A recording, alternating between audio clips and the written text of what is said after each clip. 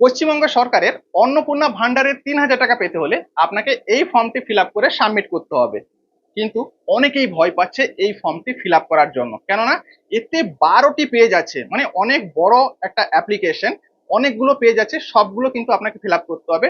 তবেই আপনি এই ফর্মটি ফিল আপ করে জমা দেওয়ার পরেই আপনি 3,000 টাকা পেতে পারবেন। দেখুন, আপনাকে সত্যি করে বলছি, এই ফর্মটি 12টা পেজ আছে সত্যি, ঠিকই কথা, কিন্তু এটি ফিল আপ করার জন্য আপনার কারোর সাহায্যের প্রয়োজন পড়বে না। হ্যাঁ, আবার বলছি, এই ফর্মটি ফিল আপ করার জন্য আপনাকে কারোর কাছ থেকে হেল্প চাইতে হবে না, কারোর সাহায্যের প্রয়োজন হবে না। আপনি যদি আমার এই ভিডিওটা শেষ পর্যন্ত দেখেন, তাহলে আপনি বুঝে নেবেন যে কিভাবে আপনি এই ফর্মটি ফিল আপ করবেন। এবং এই ফর্মটি ফিল আপ করার জন্য কিছু ডকুমেন্টের প্রয়োজন। এই জন্য আমি বলছি কারোর সাহায্যের প্রয়োজন হবে না। কেন বলছি? কেননা এই ফর্মটি ফিল আপ করার জন্য যে সকল ডকুমেন্টের প্রয়োজন, সেই সকল ডকুমেন্ট আপনার কাছে অতি অবশ্যই আছে, সেটা আমি জানি। দেখুন, কি কি ডকুমেন্ট, যেমন আপনার প্যান কার্ড, আধার কার্ড, আরো অনেক কিছু ডকুমেন্ট লাগবে, সেটা আপনাকে একটু পরে বলছি। তাই ভিডিওটা আপনি শেষ পর্যন্ত দেখুন, সেভ এবং শেয়ার করে রেখে দিন। আপনি ভিডিওটা শেষ পর্যন্ত দেখলে বুঝে যাবেন যে কি কি ডকুমেন্ট দরকার এই ফর্মটি ফিল আপ করার জন্য। আর আপনি যখন এই ফর্মটি ফিল আপ করতে বসবেন, তখন যে এই যে ভিডিওটা আপনি সেভ করে বা শেয়ার করে রাখবেন, তখন ভিডিওটা দেখে দেখে আপনি সঠিকভাবে আপনি আপনার ফর্মটি ফিল আপ করবেন, ফিল আপ করে জমা দেবেন, এবং আপনি আপনার অন্নপূর্ণা ভান্ডারের 3,000 টাকা পাবেন। মনে রাখবেন, এই ফর্মটি জমা দেওয়ার পরেই আপনি অন্নপূর্ণা ভান্ডারের 3,000 টাকা পাবেন। তবে চলুন ফর্মটি ফিল আপ করা শুরু করা যাক। দেখুন, এই হচ্ছে সেই 12 পাতার ফর্ম, যেটি আমাদেরকে ফিল আপ করতে হবে। উপরে কি লেখা আছে? অন্নপূর্ণা যোজনা পারিবারিক তথ্য সমগ্রের ফর্ম। 1, 2, 3, 4 করে পয়েন্ট আছে, সবগুলো কিন্তু আমাদেরকে ফিল আপ করতে হবে। এবার একটা একটা করে যাই। এখানে কি লেখা আছে দেখুন, এখানে লেখা আছে পরিবারের প্রধানের নাম। HOF। HOF মানে হচ্ছে হেড অফ ফ্যামিলি। ঠিক আছে, দেখুন, আপনাকে ভালো করে বোঝানোর জন্য আমি আমার ফ্যামিলির উদাহরণ দিয়ে আপনাকে বুঝিয়ে দেবো, যাতে আপনি খুব সহজভাবে বুঝতে পারেন, সেই হিসাবে আপনি আপনার পরিবারের ডিটেলস গুলো ফিল করতে পারেন। দেখুন, আমার পরিবারে 3 জন, আমি, আমার স্ত্রী, আমার ছেলে। ঠিক আছে, এবার পরিবারের প্রধানের নাম HOA মানে হেড অফ ফ্যামিলির নাম কি হবে? এখানে হবে নাম হবে আমার নাম, মানে লোকেশ দাস। দেখুন, এখানে লেখা আছে পুরো নাম লিখুন আধার কার্ড অনুযায়ী। এখানে দেখুন, এখানে লেখা আছে আধার কার্ড অনুযায়ী, মানে আধার কার্ডে যে নামটা আছে, পরিবারের প্রধানের নাম পুরো নাম এখানে লিখতে হবে। 1 নম্বর পয়েন্ট হয়ে গেল। এবার 2 নম্বর পয়েন্ট, 2 নম্বর কি বলছে? জন্ম তারিখ। জন্ম তারিখ, দিন, মাস, বছর, এইভাবে লিখতে হবে। জন্ম তারিখ মানে কার জন্ম তারিখ এখানে লিখবেন? এখানে আপনি লিখবেন সেই পরিবারের প্রধানের জন্ম তারিখ, মানে এখানে আমার নামটা লিখা হবে। যখন যদি আমি ফর্মটা ফিল করি, তাহলে আমি আমার নামটা লিখবো লোকেশ দাস। ঠিক আছে। 3 নম্বর দেখুন, 3 নম্বর কি বলছে? 3 নম্বর বলছে পরিবারের প্রধানের লিঙ্গ, মানে HOF, লিঙ্গ পুরুষ, মহিলা, অন্যান্য। আমার ক্ষেত্রে আমি এটা পুরুষ বলে ঠিক করব। ওকে। 4 নম্বর কি বলছে? পরিবারের প্রধানের আধার নম্বর। আধার কার্ডের নম্বরটা কিন্তু এখানে আমাকে লিখতে হবে। দেখুন, এখানে কিন্তু আমাকে আধার কার্ডের নাম্বারটা লিখতে হবে, রাইট? আমি হচ্ছি পরিবারের প্রধান এবং আমার ডিটেলসটা এখানে ফিল করতে হবে। মনে রাখবেন, এই যে অন্নপূর্ণা যোজনা শুধুমাত্র মেয়েদের জন্য, ঠিক আছে, কিন্তু এখানে সরকার আমাদের কাছ থেকে পুরো পরিবারের ডিটেলসটা চাইছে। দেখুন, কোনো ছেলে কিন্তু অ্যাপ্লাই করতে পারবে না এই অন্নপূর্ণা যোজনা। এই অন্নপূর্ণা যোজনা শুধুমাত্র মেয়েরা, ঘরের মেয়েরা অ্যাপ্লাই করতে পারবে, রাইট? এবং পুরো পরিবারের ডিটেলস কিন্তু আমাদেরকে এখানে দিতে হবে। ঠিক আছে, বোঝা গেল। 5 নম্বর পয়েন্ট কি বলছে? ডিজিটাল রেশন কার্ডের পারিবারিক আইডি যদি থাকে। দেখুন, ডিজিটাল রেশন কার্ড তো সবারই আছে, আমার মনে হয় সবারই আছে। তো ডিজিটাল রেশন কার্ড যে আছে, আমাদের যে রেশন কার্ডটা আছে, সেই রেশন কার্ডের নাম্বারটা কিন্তু এখানে দিতে হবে। কার নাম্বারটা দিতে হবে? পরিবারের প্রধানের নাম্বার, মানে আমার নাম্বারটা কিন্তু এখানে লিখতে হবে। আপনি ভাবুন, এটাই আমি অ্যাপ্লাই করছি আমার স্ত্রীর নামে, রাইট? যেহেতু এটা মেয়েদের জন্য, তো আমি অন্নপূর্ণা ভান্ডার অ্যাপ্লাই করছি আমার স্ত্রীর নামে। এবার আমি এখানে কিন্তু আমার রেশন কার্ডের আইডি নাম্বারটা, পারিবারিক আইডি নাম্বারটা আমি এখানে লিখবো। ঠিক আছে। এবার 6 নম্বর কি বলছে দেখুন, 6 নম্বর বলছে পরিবারের সদস্য সংখ্যা। দেখুন, শুধুমাত্র সংখ্যায় লেখা আছে এখানে। আমার পরিবারে কজন আছে? আবার বলছি, আমি আপনাকে ভালো করে বোঝানোর জন্য, খুবই সহজভাবে বোঝানোর জন্য আমার পরিবারের উদাহরণ দিয়ে আপনাকে বোঝাচ্ছি, যাতে আপনি খুবই সহজভাবে বুঝতে পারেন। এবার আমার পরিবারের সদস্য সংখ্যা কত লিখবো? আমি এখানে লিখবো 3, মানে আমি, আমার স্ত্রী আর আমার ছেলে, 3 লিখবো আমি এখানে। ঠিক আছে। এবার ঠিকানা চাইছে, ঠিকানা আমি লিখে দেবো, আমার যা ঠিকানা, স্থায়ী ঠিকানাটা কিন্তু লিখতে হবে। ঠিক আছে, এখানে লিখে দেবো। এবার 8 নম্বর কি বলছে? 8 নম্বর বলছে যোগাযোগ নাম্বার। ঠিক আছে, এবার আপনি যোগাযোগ নাম্বারটা এখানে লিখবেন। কি যোগাযোগ নাম্বার লিখবেন, দেখুন যেটা আপনার আধার কার্ডের সঙ্গে লিঙ্ক আছে, এখানে ভালো করে পড়ুন কি লেখা আছে, মানে যে মোবাইল নাম্বারটা আধার কার্ডের সঙ্গে লিঙ্ক আছে সেই মোবাইল নাম্বারটা আপনি এখানে লিখবেন যোগাযোগ নাম্বার, ঠিক আছে। এবার 9 নাম্বার কি বলছে, নাম, জন্ম তারিখ, লিঙ্গ, পরিবারের প্রধানের সঙ্গে সম্পর্ক, আধার নম্বর এবং পরিবারের সকল সদস্যদের ডিটেলস। হ্যাঁ, এখানেই এলো পুরো ডিটেলস যেখানে চাইছে। এবার ভালো করে ব্যাপারটা বুঝুন, এখানে কি বলছে যে এখানে পুরো পরিবারের ডিটেলসটা লিখতে হবে। দেখুন পরিবারের প্রধান মানে HOF, হেড অফ ফ্যামিলি, সদস্য 1, ঠিক আছে। এবার এই যে সদস্য 1, আমি কিন্তু এখানে আমার নামটা লিখবো, এখানে HOF এ আমার নামটা লিখবো, কিন্তু সদস্য 1 কার নাম লিখবো, সদস্য 1 হচ্ছে আমার স্ত্রী, সদস্য 2 হবে আমার ছেলে, রাইট। আমার পরিবারে 3 জন, আবার ভালো করে উদাহরণ দিয়ে আপনাকে বুঝিয়ে দিচ্ছি যাতে আপনি ভালো করে বুঝতে পারেন, রাইট। তো এখানে লেখা আছে পরিবার প্রধান মানে আমার নাম হবে, সদস্য 1 মানে আমার স্ত্রীর নাম হবে, সদস্য 2 মানে হবে আমার ছেলের নাম, ঠিক আছে। এই যে পেজটা, পেজ নাম্বার 1 কিন্তু ফিল হয়ে গেল। এবার আমরা যাব পেজ নাম্বার 2 তে। পেজ নাম্বার 2 তে দেখুন, পেজ নাম্বার 2 তে এই যে উপরে আছে এগুলো কিন্তু কিছুই দরকার নেই, যেহেতু এখানে লেখা আছে সদস্য 3, সদস্য 4, সদস্য 5, যেহেতু আমার ঘরে আমাকে নিয়ে টোটাল 3 জন সদস্য, ঠিক আছে। তো এগুলো আমার দরকার পড়বে না, এগুলো আমি ফিল করব না, আপনিও ঠিক একইভাবে করে নেবেন। এবার এখানে 10 নম্বর প্রশ্নটা কি বলছে দেখুন, পরিবারের প্রধান এবং পরিবারের সকল প্রাপ্তবয়স্ক সদস্যদের ব্যাংক অ্যাকাউন্ট নগদ অর্থ স্থানান্তরের জন্য, মানে এখানে চাইছে পরিবারের সকলের ব্যাংক অ্যাকাউন্ট ডিটেলসটা এখানে ফিল করতে হবে, ঠিক আছে। কিভাবে ফিল করবেন ভালো করে বুঝুন, আবার বলছি HOF মানে হচ্ছে হেড অফ ফ্যামিলি হচ্ছে আমি, এখানে ব্যাংক অ্যাকাউন্ট লিখতে হবে যে আমার ব্যাংক অ্যাকাউন্টটা, ঠিক আছে। এখানে আমার ব্যাংক অ্যাকাউন্টটা লিখতে হবে, ব্যাংক অ্যাকাউন্ট নাম্বার দিতে হবে, IFSC কোডটা লিখতে হবে, এটা হচ্ছে পরিবারের প্রধানের।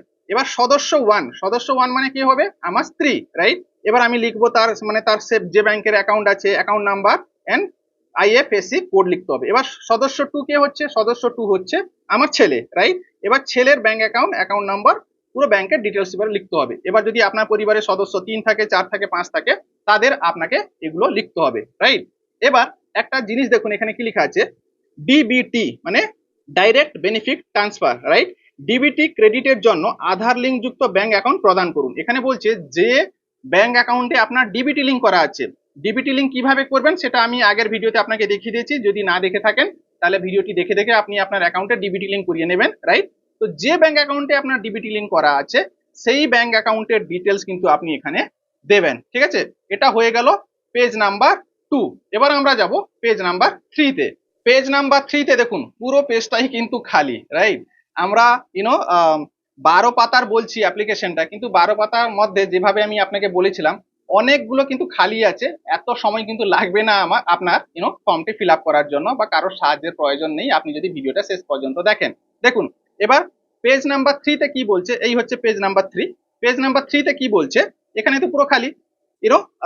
11 নম্বর পয়েন্ট কি বলছে, অ্যাপিক কি বলছে এখানে দেখুন, 11 নম্বর বলছে অ্যাপিক HOF মানে হেড অফ ফ্যামিলি এবং সকল প্রাপ্ত বয়স্ক সদস্য ভোটার তালিকার অংশ নাম্বার সহ, মানে এখানে চাইছে 11 নম্বর পয়েন্টে কি বলছে, 11 নম্বর পয়েন্টে বলছে যে আপনার পুরো পরিবারের ভোটার কার্ড যে আছে সেই তার ডিটেলসটা পুরো এখানে লিখতে হবে। দেখুন এখানে কি লেখা আছে, HOF মানে head of family EPIC number, voter ID কার্ডে যে অ্যাপিক নম্বরটা থাকে সেটা লিখতে হবে। এটা কোথা থেকে পাবেন, ভোটার আইডি কার্ড খুঁজলেই আপনি ভোটার আইডি কার্ড কাছে রাখবেন এবং সেটা দেখে দেখে লিখতে হবে, ঠিক আছে। এই জন্য বলছি যে আপনাকে কাউকে জিজ্ঞাসা করার দরকার নেই, পুরো ডকুমেন্ট গুলো ফর্ম ফিল আপ করার সময় রাখবেন, সেই ডকুমেন্টে যা লেখা আছে সেটা দেখে দেখে আপনি এখানে লিখবেন। এবার বিধানসভা ক্ষেত্র এবং অংশ লিখতে হবে, এটা হচ্ছে HOF মানে পরিবারের প্রধানের জন্য হয়ে গেল। এবার সদস্য 1 কে হবে, আমার স্ত্রী। এবার এখানে লিখবো আমি আমার স্ত্রীর অ্যাপিক নম্বর, বিধানসভা ক্ষেত্র এবং এবং অংশ নম্বর, ঠিক আছে। এবার সদস্য 2 যদি 18 বছর হয়ে থাকে আমার ছেলে, যদি ভোটার আইডি কার্ড থাকে তবেই কিন্তু লিখতে হবে। এবার সদস্য 2, সদস্য 3 বা সদস্য 4, 5 মানে আপনার পরিবারে যেমন আছে সেই হিসাবে লিখবেন, ওকে। এবার চলে আসুন পয়েন্ট নাম্বার 12 মানে 12 নম্বর পয়েন্টে চলে আসুন। এখানে কি জিজ্ঞাসা করছে 12 নম্বর পয়েন্টে, দেখুন এখানে জিজ্ঞাসা করছে যে আপনি কোন জাতির লোক। এখানে লেখা আছে অসংরক্ষিত UR, অসংরক্ষিত মানে অসংরক্ষিত, বেসিক্যালি আমি হচ্ছি অসংরক্ষিত, UR মানে আনরিজার্ভ, যাকে আমরা বলি জেনারেল কাস্ট। এখানে কাস্টটা লিখতে হবে, আপনি যে কাস্টের লোক, ST SC ST OBC ইত্যাদি সবকিছু আছে, বাট আমার ক্ষেত্রে যদি আপনি জিজ্ঞাসা করেন, আমার ক্ষেত্রে কিন্তু আমি অসংরক্ষিত ইউআর আনরিজার্ভ আমি সিলেক্ট করব, কেননা আমি হচ্ছে জেনারেল, আমার কাস্ট হচ্ছে জেনারেল অসংরক্ষিত আনরিজার্ভ, আমি এটা সিলেক্ট করব। এবার আপনি আপনার হিসাবে সিলেক্ট করে নেবেন, ঠিক আছে। এবার আমাদেরকে চলে যেতে হবে পেজ নাম্বার 4-এ। পেজ নাম্বার 4-এ বলছে, প্রথম প্রশ্নটা দেখুন, আপনার কি ডিজিটাল রেশন কার্ড আছে, হ্যাঁ কি না? যদি আপনার আছে হ্যাঁ বলবেন, যদি না আছে নাতে টিক করবেন।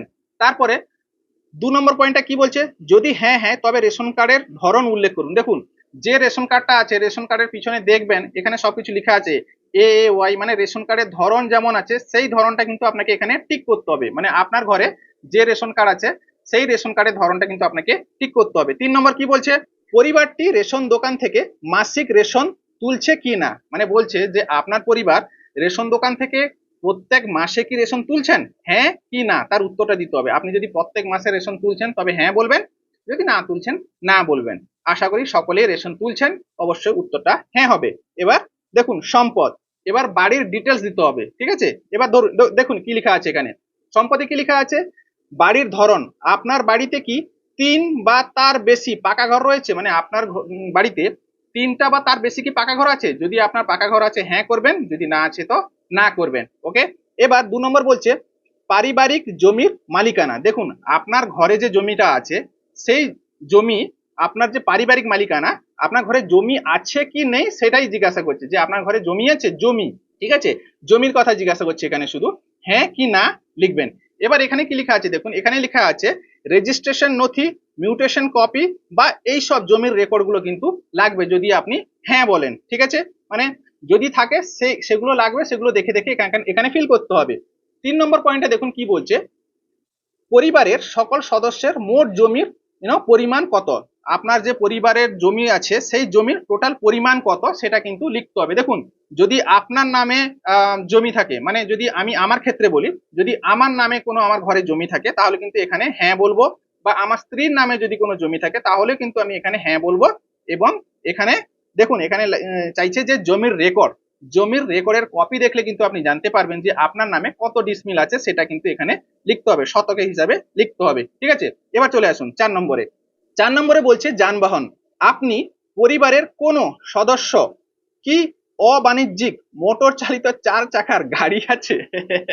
হাসি লেগে গেল আমাকে, মানে সবকিছু ডিটেলস কিন্তু দিতে হবে। দেখুন, কিছু করার নেই, মানে সরকার থেকে যখন আমরা কিছু টাকা নিতে চাইছি পুরো ডিটেলস তো দিতেই হবে। মানে এখানে জিজ্ঞাসা করছে যে আপনার ঘরে কি কোনো গাড়ি আছে, 4 চাকার গাড়ি, ঠিক আছে, 2 চাকার গাড়ির কথা বলছে না, মানে মোটর সাইকেলের কথা বলছে না। যদি আপনার ঘরে 4 চাকার গাড়ি আছে তবে কিন্তু আপনাকে লিখতে হবে হ্যাঁ, যদি না আছে তবে না বলবেন। আর যদি আছে তবে কিন্তু গাড়ির নাম্বারটা, মানে গাড়ির রেজিস্ট্রেশন নাম্বারটা কিন্তু আপনাকে এখানে লিখতে হবে, ঠিক আছে। 4 চাকা মনে রাখবেন, শুধু যদি 4 চাকা থাকে তবেই আপনি উল্লেখ করবেন, না হলে উল্লেখ করার দরকার নেই, ঠিক আছে। কেননা এখানে মোটর বাইকের কথা বলছে না, মানে মোটর সাইকেলের কথা বলছে না।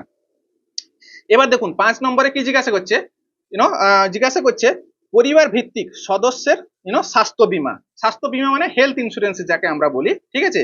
এবার আপনার যদি কোনো হেলথ ইন্স্যুরেন্স থাকে, যদি আছে তো হ্যাঁ বলবেন, যদি না আছে তো না বলবেন। আর যদি আছে তাহলে কিন্তু আপনাকে এখানে উল্লেখ করতে হবে যে আমার নামে যেটা আছে, হেড অফ ফ্যামিলি যেটা আছে, সেটা কি সরকারি থেকে নাকি বেসরকারি থেকে, এবং বীমার অঙ্ক কত, মানে সাম অ্যাসুর কত আছে, সবকিছু কিন্তু এখানে উল্লেখ করতে হবে। এটা হচ্ছে হেড অফ ফ্যামিলি, এটা হচ্ছে সদস্য 1 মানে আমার স্ত্রী, আর সদস্য 2 হচ্ছে আমার ছেলে।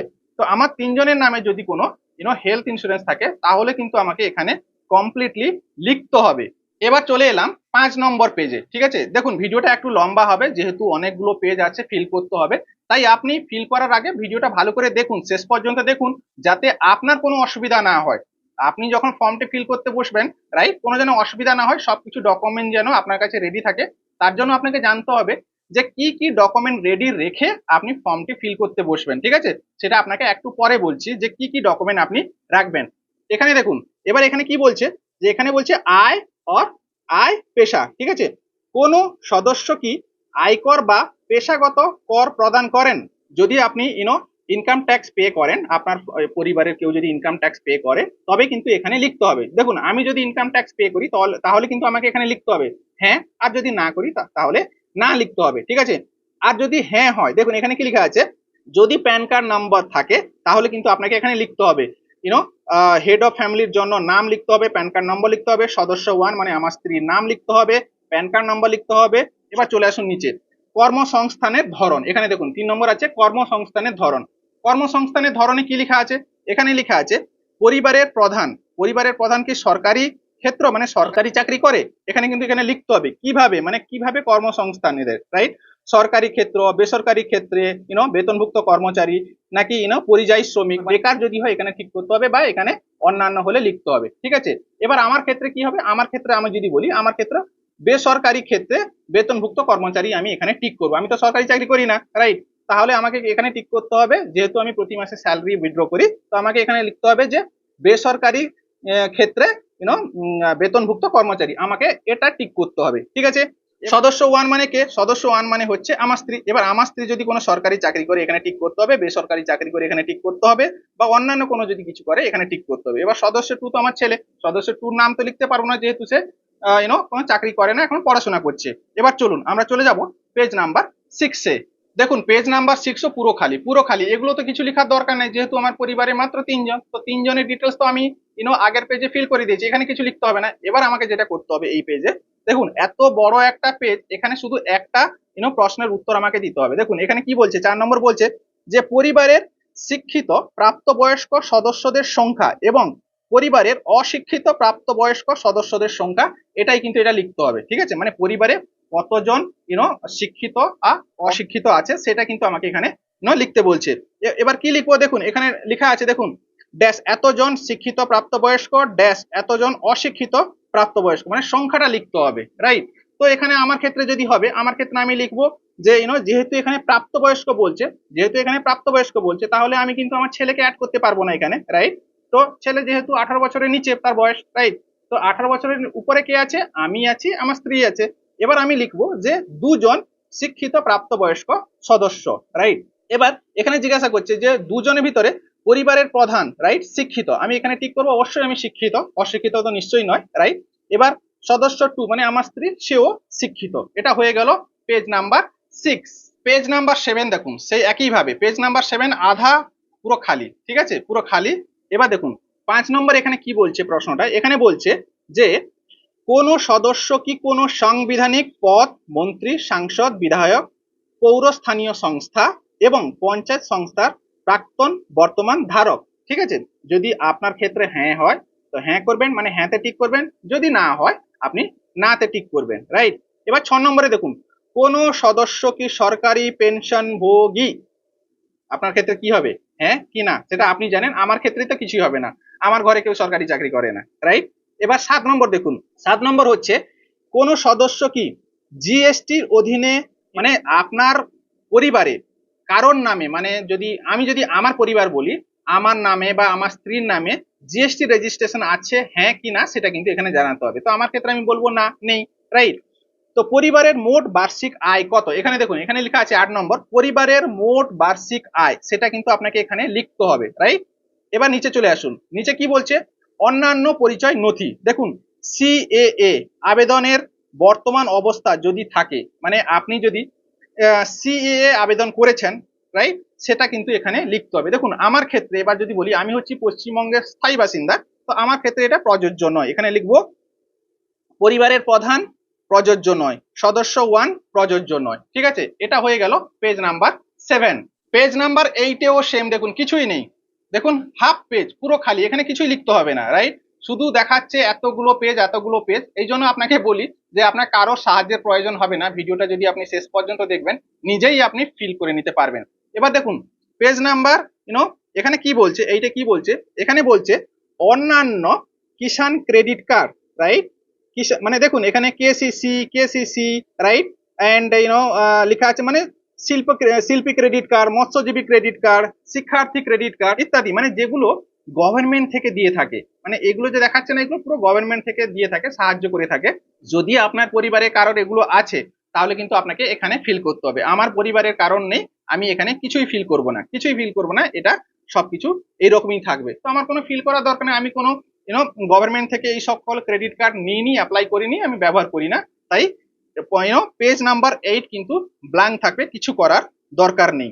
এবার পেজ নাম্বার 9, পেজ নাম্বার 9-এ কি বলছে দেখুন, এখানে 3 নম্বর পয়েন্টে কি বলছে দেখুন, যদি SIR 2026-এ নাম বাদ পড়ে থাকে তবে মামলাটি ট্রাইব্যুনালে বিচারাধীন কিনা। দেখুন এই যে এসআইআর হয়েছিল কয়েকদিন আগে, ঠিক আছে, যদি এসআইআর এ আপনার পরিবারের কারোর নাম বাদ পড়ে যায় তার ডিটেলসটা কিন্তু এখানে লিখতে হবে। সেটা বলছি যে তবে মামলাটি ট্রাইব্যুনালে বিচারাধীন কিনা। দেখুন পরিবারের প্রধান, যদি আমার ক্ষেত্রে বলি, আমার ক্ষেত্রে হবে আমার সকলের নাম, যেহেতু আমি স্থায়ী বাসিন্দা পশ্চিমবঙ্গের, তো আমার ক্ষেত্রে এটা হবে প্রযোজ্য নয়, মানে পরিবারের প্রধানের প্রযোজ্য নয়।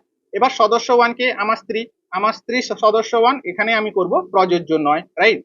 সদস্য টু হচ্ছে আমার ছেলে, যেহেতু আমার ছেলে 18 বছর হয়নি, আমি এখানে আর কিছু আনসার করব না, ঠিক আছে। তো এটা হয়ে গেল, জাস্ট কয়েক সেকেন্ড লাগলো এই প্রশ্নগুলোর উত্তর দিতে, তাই নয় কি? এবার দেখুন, হ্যাঁ এটা একটা ইম্পর্টেন্ট, সামাজিক মর্যাদা এবং নির্ভরশীল ব্যক্তিগণ। এটা দেখুন ভালো করে, এখানে কি বলছে, বিদ্যালয়ে অধ্যয়নরত পরিবারের সকল শিশুর বিবরণ দিন। মানে আপনার ঘরে যদি কোনো শিশু থাকে যে স্কুলে পড়ছে, তার বিবরণ দিতে বলছে। আমার ঘরে অবশ্যই একজন শিশু আছে, সুলক দাস, রাইট। যদি আপনার ঘরে এরকম কোনো শিশু থাকে যে পড়াশোনা করছে, তবে কিন্তু আপনাকে এই ডিটেলসটা এখানে ফিল করে দিতে হবে। পেজ নাম্বার 10এও দেখুন পুরো খালি, এগুলো কিছু করার দরকার নেই। এবার নিচে দেখুন একটা প্রশ্ন করছে, কি প্রশ্ন করছে, শিশুদের টিকাকরণের বর্তমান অবস্থা। আপনার ঘরে যদি শিশু থেকে থাকে তাহলে টিকাকরণের অবস্থাটা কি, মানে স্ট্যাটাসটা কি বলছে। শিশু সদস্য ওয়ান যদি আমার ক্ষেত্রে হয়, সুলকের জন্য আমি বলবো হ্যাঁ টিকাকরণ শুরু হয়েছে এবং সম্পূর্ণ হয়েছে, আমি এখানে টিক করে দেবো। যদি আপনার শিশুর টিকাকরণ করা হয়নি তাহলে কিন্তু এখানে আপনাকে ডিক্লেয়ার করতে হবে বা টিক করতে হবে। যদি করা হয়েছে হ্যাঁ বলবেন, যদি না করা হয়েছে টিকাকরণ করা হয়নি এখানে না বলবেন। ব্যাস দেখুন পেজ নাম্বার 10 কমপ্লিট হয়ে গেল। পেজ নাম্বার 11-এ কি বলছে দেখুন, পুরো পেজটাই খালি, পুরো পেজটাই খালি, শুধু একটা প্রশ্ন এখানে জিজ্ঞাসা করেছে যেটা আমাদেরকে উত্তর দিতে হবে। কি প্রশ্ন? প্রশ্ন হচ্ছে, আপনি কি কোনো সরকারি প্রকল্পের সুবিধা ডিবিটির মাধ্যমে পাচ্ছেন? মানে জিজ্ঞাসা করছে যে আপনি কোনো সরকারি সুবিধা পাচ্ছেন ডিবিটি লিংকের মাধ্যমে, রাইট। এখানে কি বলছে, পরিবারের প্রধান হ্যাঁ কি না। দেখুন পরিবারের প্রধানটাকে, আমি হচ্ছি পরিবারের প্রধান, আমার ক্ষেত্রে কি হবে, না আমি কিছুই পাচ্ছি না। আপনি যদি কিছু পেয়ে থাকেন অবশ্যই এখানে টিক করবেন। এবার এখানে দেখুন প্রকল্প 1 2 যদি আপনি পাচ্ছেন এখানে লিখতে হবে, পরিবারের প্রধান যদি কিছু পায় সেখানে লিখতে হবে 1 2 3 4, আমি কিছু পাচ্ছি না, নাতে টিক করে দেবো, আর এগুলো কিছুই লিখবো না আমি। এবার সদস্য ওয়ান, সদস্য ওয়ানটাকে, সদস্য ওয়ান হচ্ছে আমার স্ত্রী, স্ত্রী যদি কিছু পায় এখানে আমাকে হ্যাঁ করতে হবে, না পেলে না করতে হবে। দেখুন সুজাতা কিন্তু পাচ্ছে লক্ষ্মীর ভান্ডার, সদস্য ওয়ান মানে আমার স্ত্রী পাচ্ছে লক্ষ্মীর ভান্ডার, মানে এখানে হ্যাঁ করব, আমি হ্যাঁতে টিক করব। প্রকল্পে ওয়ানে কি লিখবো, লিখবো লক্ষ্মীর ভান্ডার, ব্যাস আর কিছু লেখার দরকার নেই, এইটুকু লিখবো ব্যাস। শুধু লক্ষ্মীর ভান্ডার পাচ্ছে, এগুলো শুধু পুরো খালি। তাই পেজ নাম্বার 11 কিন্তু একটাই প্রশ্নের উত্তর দিতে হবে, কিন্তু পেজটা কিন্তু অনেক বড়, আমরা প্রায় শেষের দিকে চলে এসেছি, আর একটা পেজ বাকি আছে। পেজ নাম্বার 12, এটা হচ্ছে লাস্ট পেজ, আর কিছু কিন্তু করতে হবে না। দেখুন এটা হচ্ছে পেজ নাম্বার 12 লাস্ট। এখানে কি করতে হবে, এখানে কিন্তু বিশেষ কিছু ফিল করার দরকার নেই, কিছুই নেই এখানে। যেটা করতে হবে আপনাকে এখানে সাইন করতে হবে, এখানে দেখুন স্বাক্ষর বলে লেখা আছে, এখানে সাইন করতে হবে। কিন্তু সাইন করার আগে একটা কথা মনে রাখবেন, এখানে পুরো ভালো করে বলে দিয়েছে যে আপনি যে এই ফর্মটি ফিল আপ করেছেন, ফর্মটি ফিল আপ করার সময় যেন পুরো সত্য কিছু, সবকিছু যে ডিটেলস দিয়েছেন সবকিছু যেন সত্যি ডিটেলস দেবেন, কোনো মিথ্যা ডিটেলস কিন্তু দেবেন না। যদি মিথ্যা ডিটেলস দেবেন, এখানে কি লেখা আছে দেখুন, আমি অবগত যে আমার, এখানে দেখুন আমার প্রদত্ত কোনো তথ্য মিথ্যা প্রমাণিত হলে আমার সামাজিক সুরক্ষা সংক্রান্ত সুবিধাসমূহ বন্ধ হয়ে যেতে পারে। আপনি যদি কোনো মিথ্যা ডিটেলস এখানে দেন তাহলে কিন্তু আপনি যে সামাজিক সুবিধাগুলো পাচ্ছিলেন সেগুলো কিন্তু সবকিছু বন্ধ হয়ে যাবে। তাই এই ফর্মটি ফিল আপ করার সময় আপনি সবকিছু কিন্তু সত্যি ডিটেলস দেবেন, কোনো মিথ্যা ডিটেলস দিতে যাবেন না, কেননা আপনার কাছ থেকে এখানে সরকার সাইন করে নিচ্ছে। এবার আপনাকে বলে দিই যে সকল ডকুমেন্টগুলো লাগবে এই ফর্মটি ফিল আপ করতে বসার সময়, সেগুলো হচ্ছে Aadhaar card, PAN card, ration card, voter ID card এবং আপনার ব্যাংকের ডিটেলস। এছাড়াও আরো কিছু অ্যাডিশনাল ডকুমেন্ট লাগবে, যদি আপনার নামে জমি থাকে তাহলে জমির রেকর্ড, যদি আপনার নামে 4 চাকা কোনো গাড়ি থাকে তাহলে তার রেজিস্টার নাম্বার, যদি আপনার নামে হেলথ ইন্স্যুরেন্স থাকে তার পুরো ডিটেলসও ওখানে ফিল করতে হবে। আপনি জানতে পারলেন, এবার ভিডিওটি সকলের সঙ্গে শেয়ার করুন, সকলকে সাহায্য করুন তাদের এই ফর্মটি ফিল আপ করার জন্য।